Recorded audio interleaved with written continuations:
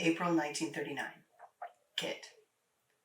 The 5 o'clock passenger train from Toronto only came through on Fridays, and it wasn't always easy to steal away from my chores in time to meet it. As the sun began to draw lower, I took my chance, riding out of the gate on the pretense of tracking a fox to its den. The vixen easily gave me the slip, as I expected, but she led me across the road and along the river.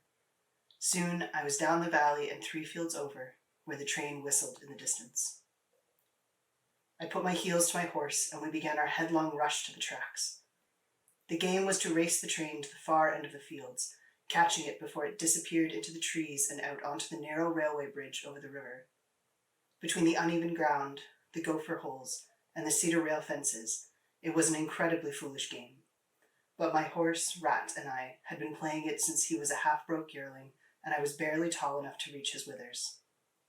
We had never managed to win, and yet I hoped that one day we would, and some small part of me would be caught by the train and carried away, flying out across the country to the farthest ends of the continent.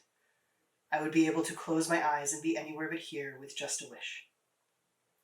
The train whistled, and I took it as a challenge.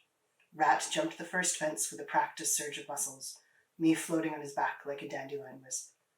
He got his hooves under him, and we pushed forward, gaining on the train a little at a time. The second fence appeared in the distance, a little taller and with the top rail grown rickety from the number of times we'd clipped it on the way over. The passenger cars seemed motionless alongside us, as though the train and the horse and I were standing still while the landscape rushed past beneath us.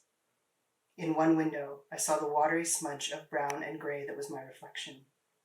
In the center of it was a face pressed against the glass. I caught the impression of dark hair under a hat, wide, intelligent eyes, not frightened, but curious, a mouth hidden in the reflection of the field, her hand instinctively rising up towards the window.